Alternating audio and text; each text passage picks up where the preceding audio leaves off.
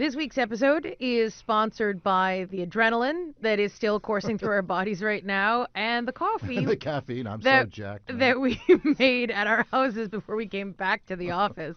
Paul, Willie, all eyes on Donald Trump after the State of the Union address he delivered last night. Yeah, that was a long one. I'm going to say my takeaway: Trump did what he had to do. Right, his greatest hits: economy good, boom. Willie? Yeah, well, shout out to Paul for my coffee mug. There you go. For the viewers, it's got our logo on it and all. You're welcome. But I would say he was remarkably on script.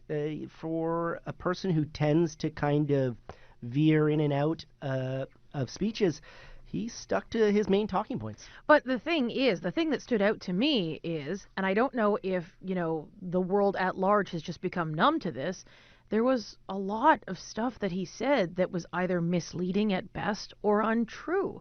And we saw the division that exists in America sort of visualized for us when Republicans would stand up and cheer, even when he would say things that you can prove that are not true.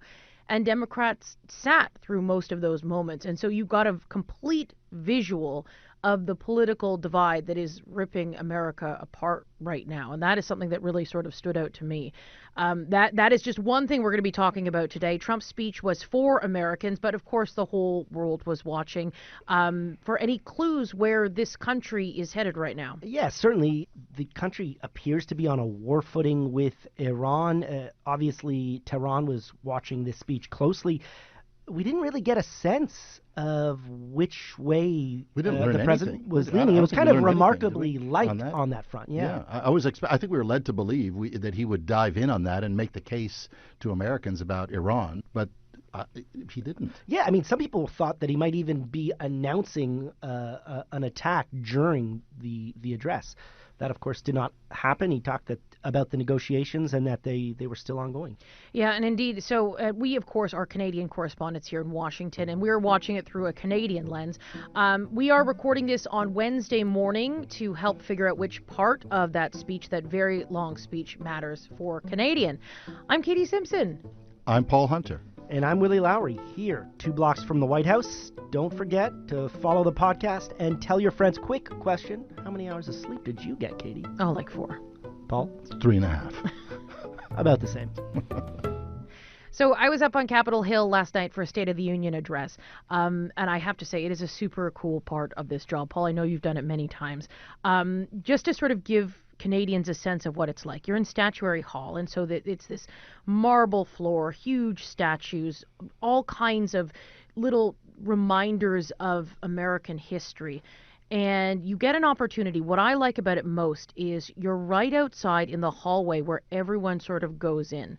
And so you get an opportunity to talk to people that you might not necessarily get access to cabinet secretaries, to high-profile lawmakers, to some of the special guests who are coming in.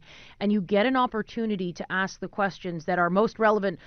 I did try to ask Pam Bondi about what's going on with Jeffrey Epstein investigation. I did try to ask Marco Rubio, who is the Secretary of State, Pete Hegseth, who is the Secretary of Defense. I tried to ask both of them about what the next steps are in terms of what's going on in Iran. But largely when we're up there, I, at least in these kinds of circumstances, in this moment, I try to get in there and ask about Canada. I was there for Obama's first address to Congress. I've been here for a while. The vibe was so different, man. It was like first of all, there's all these people. You look the first time you go there to one of these things. Oh, that's that person. Oh, that's that person. Right? I literally bumped into Rahm Emanuel on that. And it's like, oh, who was Obama's you're chief Obama's of staff? Chief of staff. Yeah. I'm sorry about that. Oh, excuse me. Pardon me. The producer I was working with, her eyes were like moon-sized. But everybody just wanted to see him. Like this was U.S. history happening, and there was a kind of it wasn't festive because there was a divide even then, but it was different then. And now it's like, oh, what's he going to say? Like how messed up might things be based on what is about to be said by the President of the United States, especially when it comes to Canada and because of the circumstances right now with trade.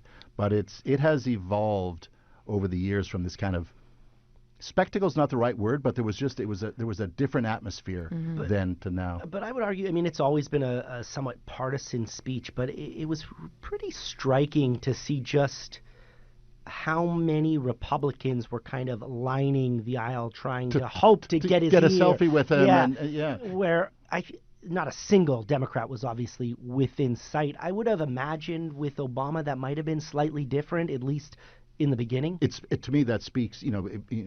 Whispers are that Republicans privately are inching away from him and no longer in awe of the power that he has. Or are they? Right? Yeah. They wanted to be near him. They wanted to shake his hand. They wanted to lean in and have those words, get the photo of themselves with Donald Trump because, as evidence there, he still matters in their eyes. There is one exception to the Democrat thing, and that was the protester. That was Representative Al Green, who purposely sort of maneuvered himself to get as close to Donald Trump as he could as he was walking in, and he pulled out that sign that said "Black people aren't apes," because he wanted to remind the president and send a direct message to the president to say that video that you posted on social media that depicted Barack Obama, the former president, and his wife Michelle Obama as apes, that was racist, and he wanted to directly send that message. I interviewed him after, and he said he wanted to use that moment. Dr. King did not allow the consequences to prevent him from going to Birmingham, and he went to jail. Rosa Parks did not allow the consequences to prevent her from taking a seat on the bus. That's where we are now. We are back to a point where people have to take a stand. If you look at social media this morning, what are all the memes about? It's Rep. Green holding that sign, as well as other sort of key moments that took place. But I do want to jump into that. I think works to ask you, Paul and Willy, both of you, what stood out to you last night from the speech? Trump baiting Democrats on his immigration crackdown. He baited them. He dared Democrats to not stand with him, to not support him in terms of his immigration crackdown. If you agree with this statement, then stand up and show your support. The first duty of the American government is to protect American citizens, not illegal aliens. And Democrats didn't stand. Isn't that a shame? You should be ashamed of yourself not standing up. You should be ashamed of yourself. Right. So what he's saying there is to Democrats, stand with me, stand with regular Americans, or stand with these horrible, undocumented migrants who are coming here and pillaging and threatening and taking your jobs and all these bad things. I dare you to side with them instead of me. And so you heard in the background there Ilhan Omar, lawmaker from Minnesota, who stood up and said, "You're killing Americans," or "You have killed Americans." And I think back to previous states of the union, and it's like heckling from the other side has happened year after year after year, from Nancy Pelosi tearing Trump's speech to the Justice Alito, to Obama, "You lie," right, to Marjorie Taylor Greene on Biden. Similarly. Like it's president after president.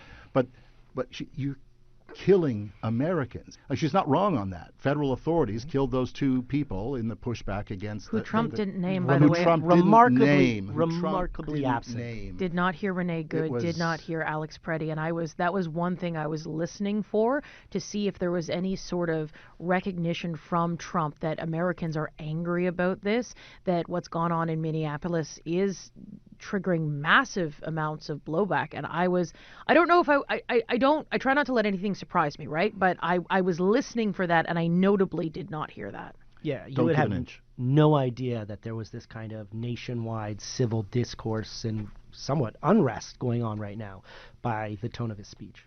Last night's speech, it really is an opportunity for Donald Trump to talk to Americans. It's broadcast by all the major networks. It's getting major traction on social media, that kind of thing. But really, Willy, this is about the message that Donald Trump wants to deliver to American voters in an election year. Yeah, it's absolutely about the message that he wants to deliver. And unfortunately for us, the vehicle that he used to deliver it was the U.S. men's hockey team. You're going to win bigger than ever. And to prove that point, here with us tonight is a group of winners who just made the entire nation proud. The men's gold medal Olympic hockey team. Come on in. It still pains me to hear those words. Obviously, I'm still reeling, but, it's really interesting to see how this administration has kind of rallied around this hockey team. Also interesting to point out, it's like they slayed Goliath, which, to me obviously shows that Canada remains the kind of preeminent hockey nation. That's not what we're here to discuss. Although he did refer to the Canadian hockey team as fantastic. I could not agree more. The one reference to the Canada, one reference, and it was an appropriate reference. They were fantastic, came up a goal short. But again, really interesting to see that this team has kind of been, in a way, co-opted by this administration to reflect American excellence. And isn't that the underlying message, though? It's winning, right? And it was a great a metaphor from Trump's perspective, and he played it well. I think it's undeniable. But what is it really? It's the economy, right? Mm-hmm. It's America is winning. You are winning, right? Winning with me because I resurrected the country from the terrible days of Joe Biden. Inflation down, stock market up, et cetera, et cetera, et cetera, et cetera. If there's one message I think, if there's one message Trump wanted people to take away from everything, like the forest, forget the trees, but look at the forest. The forest is America is winning, the economy is good, vote for Republicans in the coming midterms. We're trending in the right direction. Trending in the right direction, and because of him. Yeah. Because of him. 100, but right? Back to your earlier point, Katie, I mean, if you kind of look at the actual specifics, I mean, yeah, sure, inflation has fallen. It's still at 2.4%, right? So there's it's not falling in the way he's describing. Well, exactly. But the stock markets, like we have seen the record gains on the stock markets and those kinds of things. But there were record gains. There was the records under Joe Biden, and then before him Donald Trump, and before him Barack Obama, and before him George W. Bush. I could go back to Eisenhower. The only one that didn't, the only president who didn't get a record on the stock market was Jimmy Carter, right? But those things don't matter. What matters is the message that things are good. So yes, does bacon cost more? Do eggs cost more?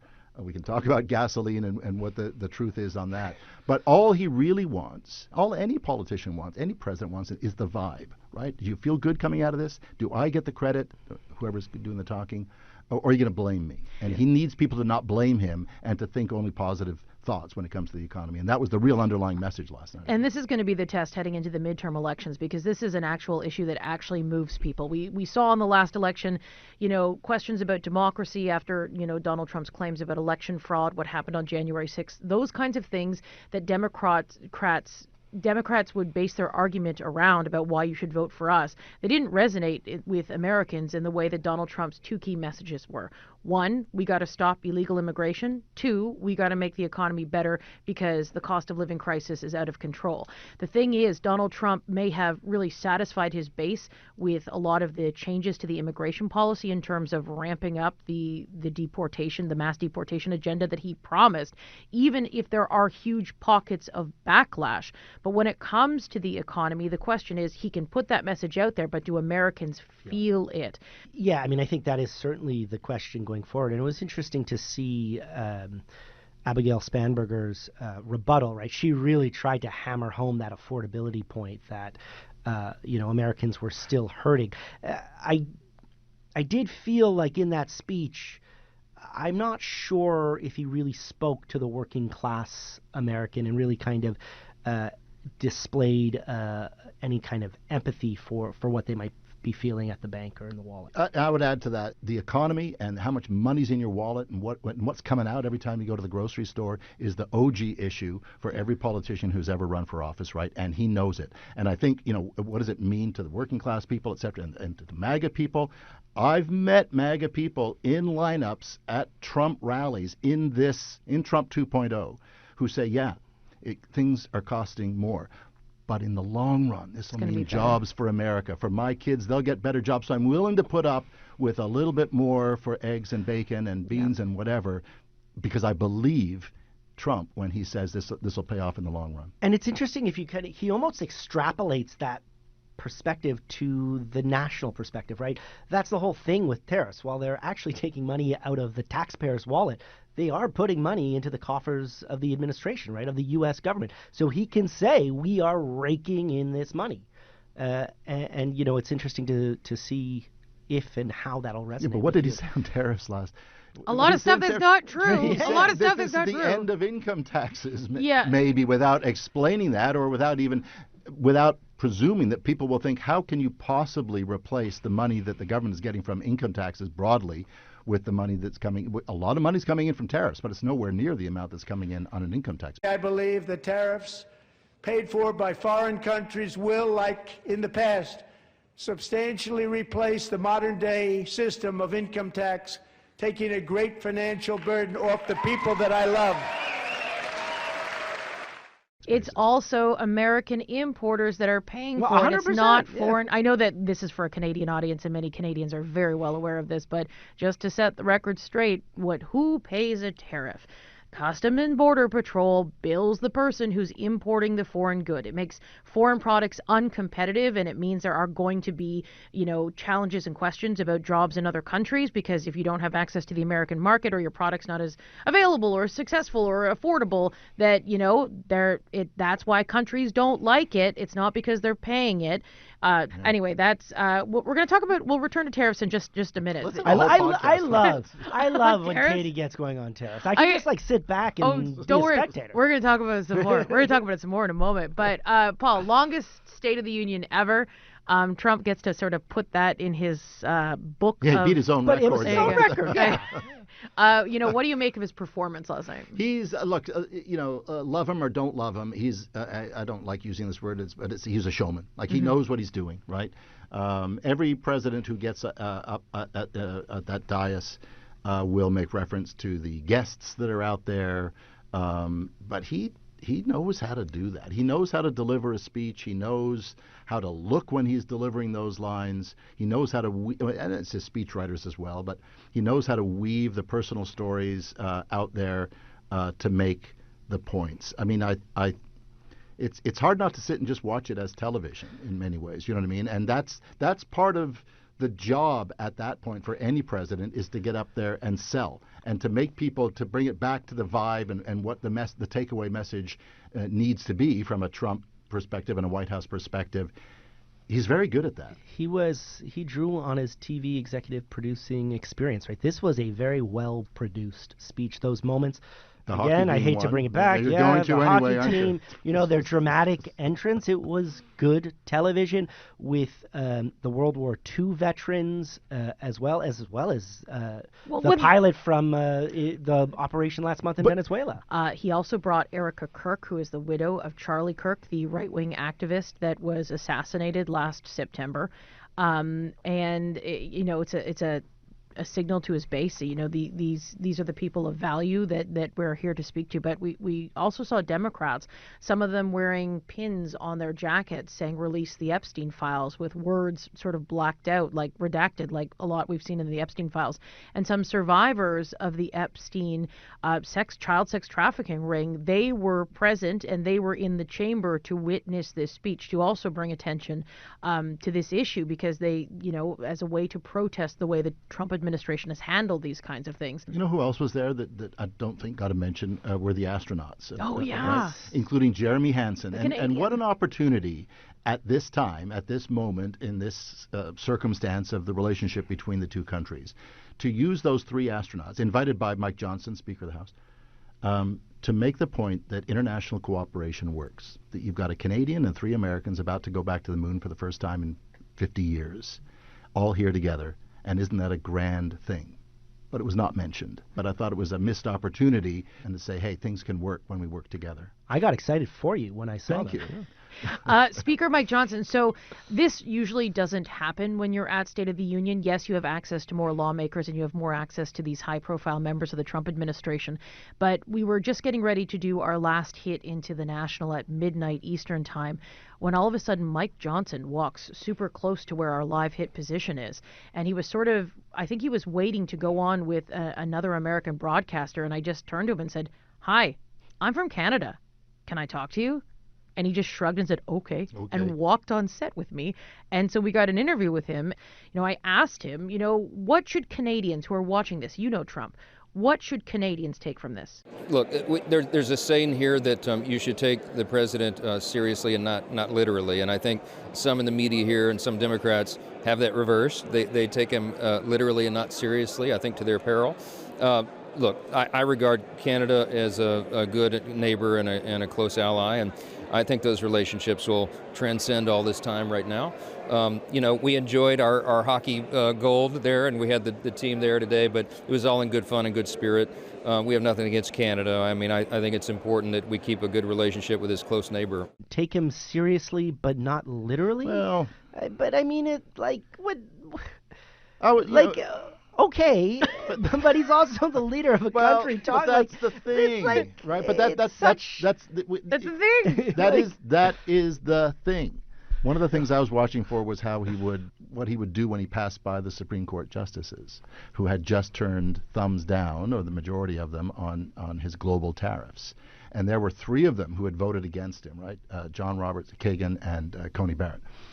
Amy Coney Barrett specifically being an appointee of Donald Trump, who went against him, at whom he directed that comment, "You're an embarrassment to your family," right? And what did he do at the State of the Union? He shook her hand. And so, to take Trump back to Mike Johnson, he's the president. Take his words seriously, but at the same time, you never really know, and that's the challenge for everybody who deals with him. And I think that interaction, though, that was like the first indication that, okay, he's going to like be pretty restrained in this speech. The fact that he shook her hand, made no drama about it. He still called it unfortunate. He called it unfortunate, but I mean, compared to what he had been saying the previous days, really kind of... And he's got other tariffs in the works as well, so it's like, the heck with you, I'll move on. But that's where it felt like a campaign speech, right? Like, I think his people were saying, stick to the economy, stick to the immigration thing. We know you love tariffs, but don't harp on it. This is not what the American people want to hear right now. Stick to your kind of strong points. I think that's exactly what this was. It was a pre-campaign speech. It's not his campaign to come, but his Republican campaigns were large kind of thing. And ultimately, it is a reflection of him. It's a report card, exactly. Yeah, and of course, Donald Trump, in the days leading up to this, it was a significant blow to his administration, even though losing at the Supreme Court on his tariff case in that 6-3 decision, where essentially the Supreme Court said Donald Trump exceeded his authority. He did not have the power to impose some of his tariffs, all the tariffs related to, declaring an emergency and whatever the emergency Donald Trump says is, and then you can impose a tariff at will. But I think that this provided an opportunity for Donald Trump to again make that argument to say, listen, my power has not been challenged. My power remains just as strong. If not, it's even stronger. And he's like, guess what? I've got stronger tools and other options at my disposal.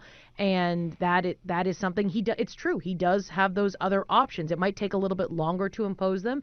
They might not be as direct right away, but in the long run, he can remain the tariff man as he's branded himself to be. And the other thing is to remember the audience. Forget the Republican-Democrat divide for a second. But he's speaking to Congress, right? And the whole issue with tariffs is who has the power to impose that kind of stuff. And broadly speaking, the answer in the United States is it's Congress, right? And Trump has usurped that. He's gone around them, and he's telling them, again, I'm going to do it all over again, but just do it differently. And what did Republicans do all last night throughout on various issues, including that one? They stood up and they applauded. Yeah, it was remarkable. I mean, again, we have to remember, right, the State of the Union, while it's become an address to the public, it is at its core an address to the lawmakers. Face to face, literally. Canada, as we've mentioned, only came up once. And Willie, when we were having the pre-discussion to sort of get into this, hockey again? I'm not going to traumatize you. Please don't. We're not going to. I am going to mention. My 5-year-old saw me cry for the first time. Largely, aside from Willie's feelings being hurt, Canada sort of dodged a bullet because it was not a focus.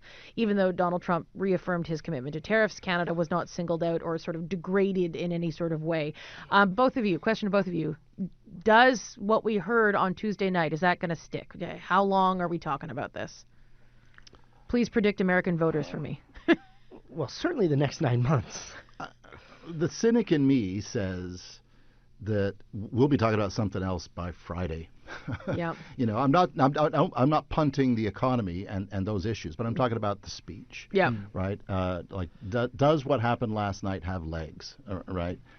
I don't know. It's a fast news cycle. Who knows what's going to go on with Iran that'll change things, right? Interesting fact about State of the Union. it almost never actually influences poll numbers No. that significantly, right? It's while it's like the viewership is high, usually around between 40 and 60 million. It'll be interesting to see what they are this time around. They don't actually historically move the needle. And with social media these days, right, Trump is so accustomed to just firing out his posts on Truth Social to an equally sizable audience.